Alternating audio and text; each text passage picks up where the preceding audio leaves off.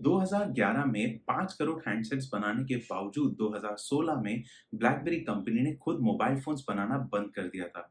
Surprise, right? Well, आज की इस केस स्टडी में हम ब्लैकबेरी कंपनी का राइज और फॉल एनालाइज करेंगे।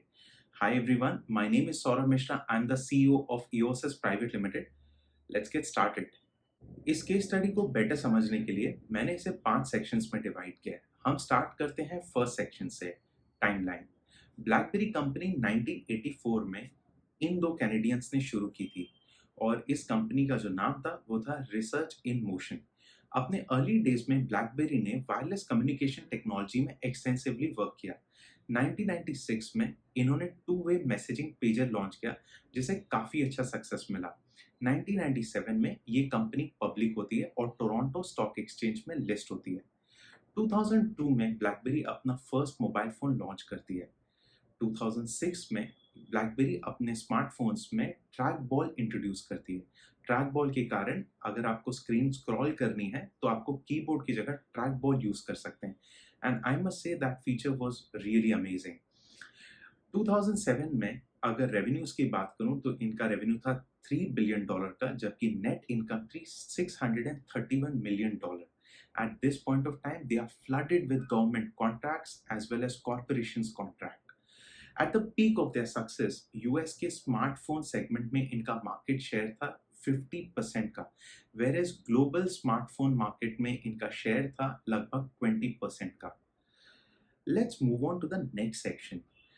That is the strength of BlackBerry. Blackberry company की जो one of the core strength थी वो थी इंटीग्रेशन विद ईमेल। इन्होंने शुरुआती टाइम से बिजनेस प्रोफेशनल्स को अपना टारगेट बनाया था और उनको एक कन्वीनियंस दी थी कि वो ऑन द गो अपनी ईमेल्स को चेक कर सकते हैं या भेज सकते हैं। नंबर 2 स्ट्रेंथ इनकी थी सिक्योरिटी। इन्होंने अपने मार्केटिंग कैंपेन्स में, अपने इनोवेशन में सिक्योरिटी पे बहुत एम्फेसिस किया था। इनफैक्ट गवर्नमेंट और कॉर्पोरेशंस को इनकी सिक्योरिटी पे इतना भरोसा था कि उन्होंने एक प्रोटोकॉल लाया था कि अगर आप ऑन द गो कोई भी कॉर्पोरेट या गवर्नमेंट कम्युनिकेशन करना चाहें तो आप सिर्फ वो ब्लैकबेरी डिवाइस से कर सकते हैं। इनफैक्ट कई सारी गवर्नमेंट और कॉर्पोरेशंस ने अपने एम्प्लॉयज़ को स्पेशली ब्लैकबेरी मोबाइल भी दिया था कॉर्पोरेट डेटा एक्सेस करने के लिए। थर्ड स्ट्रेंथ जो ब्लैकबेरी की है, जिसके ऊपर मैं काफ़ी डिस्कस करूंगा, वो है ब्लैकबेरी मैसेंजर या फिर BBM। BBM ब्लैकबेरी इकोसिस्टम का सबसे रेवोल्यूशनरी फीचर था। BBM के थ्रू एक ब्लैकबेरी यूजर दूसरे ब्लैकबेरी यूजर के साथ unlimited text, photos, videos, files, live location and many other things share कर सकता था। ये फीचर, ये जो इनकी स्ट्रेंथ थी वो इसलिए इतनी स्पेशल हो जाती है because way back in 2000s जो मैसेजिंग था वो काफ़ी एक्सपेंसिव होता था। अगर इंडिया की बात करूँ तो मैसेज भेजने की कॉस्ट नियरली ₹1 से ₹2 लगती थी। यूएस और यूरोपियन कंट्रीज में ये कॉस्ट और भी ज़्यादा थी। तो कई सारे लोगों ने अपने ट्रेडिशनल प्लान्स को डिच किया और ब्लैकबेरी मोबाइल्स को अडॉप्ट किया ताकि वो एक दूसरे से BBM के थ्रू कनेक्ट हो पाए।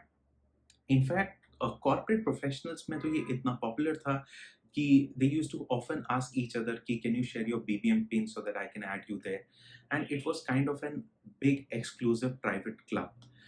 एंड BBM आपकी जो मैसेजेस थे वो इंटरनेट के थ्रू दूसरे ब्लैकबेरी मोबाइल पे सेंड करते थे, pretty much similar to how WhatsApp sends your message from one mobile to another mobile.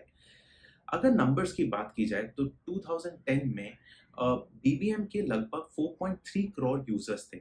ये नंबर 2013 में लगभग 10 करोड़ का था। BBM in itself was one of the biggest strength of BlackBerry. With that said, let's move on to the next section, that is marketing.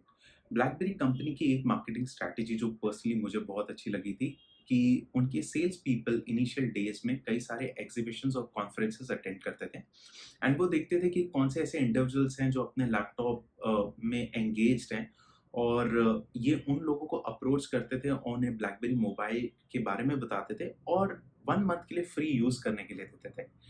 And 1 month बाद these users became the permanent users of BlackBerry ecosystem. And ये जो नए users थे ये default influencers बन गए और उन्होंने कई सारे और लोगों को ब्लैकबेरी ब्रांड से इंट्रोड्यूस कराया। सेकेंडली, ब्लैकबेरी कंपनी को बहुत सारी फ्री एडवर्टाइजिंग भी मिली और उसका मेन कारण था कि कई सारे high profile celebrities, events, exhibitions, parties, events में ब्लैकबेरी मोबाइल के साथ स्पॉट हुए थे। एंड जब उनकी फ़ोटोज़ पेपर में छपती थी, तो उससे इनकी भी फ्री मार्केटिंग हो जाती थी। And one of the most iconic users of BlackBerry mobiles was then president of United States mister Barack Obama, जिन्होंने अपने प्रेसिडेंसी के एंड तक दैट इज़ 2016 तक ब्लैकबेरी से ही कम्युनिकेशन एस्टैब्लिश की। अब आप सोच रहे होंगे जब ब्लैकबेरी कंपनी के सेल्स फिगर्स इतने अच्छे थे, उनकी स्ट्रेंथ इतनी अच्छी थी, प्रॉफिटेबिलिटी अच्छी थी, तो ये कंपनी कोलैप्स क्यों हुई?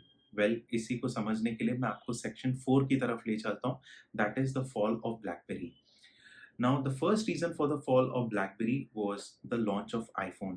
2007 में स्टीव जॉब्स ने एप्पल आईफोन रिलीज किया, जिसमें वाइडर स्क्रीन थी, बेटर कनेक्टिविटी थी, अमेजिंग टच स्क्रीन ऑप्शन था एंड कैमरा बहुत ही अमेजिंग था, और जो मल्टीमीडिया प्लेबैक का फीचर है वो भी सुपर्ब था।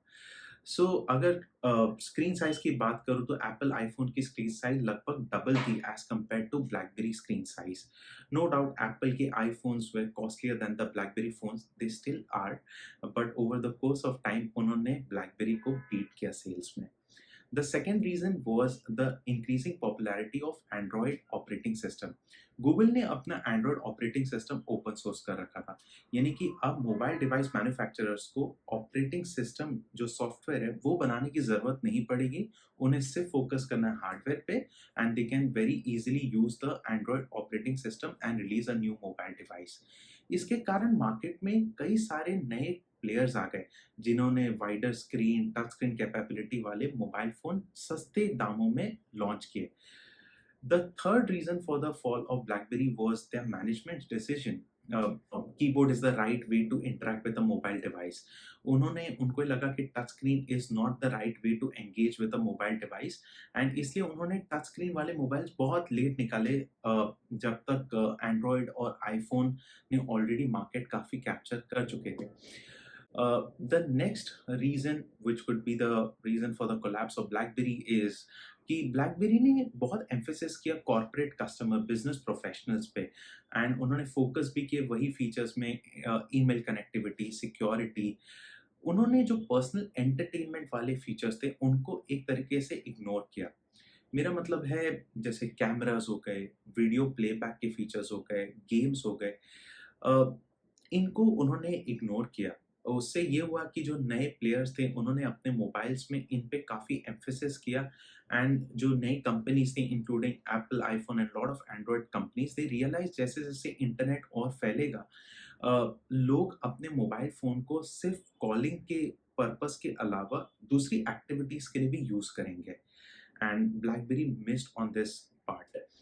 The other important reason is blackberry ने अपना ब्लैकबेरी मैसेंजर, जो कि इतना अमेजिंग मैसेजिंग ऐप था, उसको रेस्ट्रिक्ट कर रखा था ब्लैकबेरी मोबाइल्स में ही।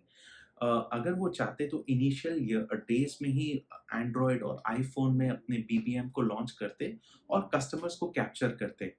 अब उनके ये नहीं करने से कई सारे नए प्लेयर्स आए जिन्होंने इस वॉइड स्पेस को कैप्चर किया, जिसमें से सबसे पॉपुलर था व्हाट्सएप, एंड व्हाट्सएप फाइनली बिका $19 बिलियन में, एंड फेसबुक परचेज्ड इट।